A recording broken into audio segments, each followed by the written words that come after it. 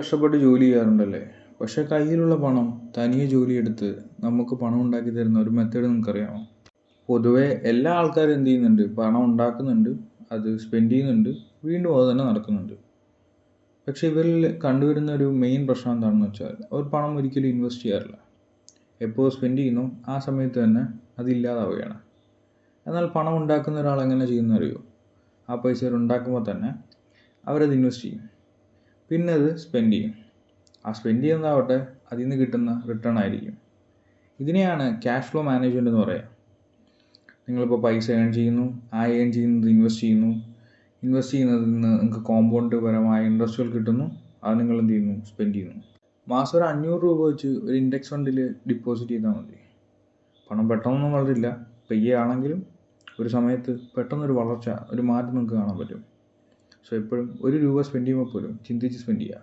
By.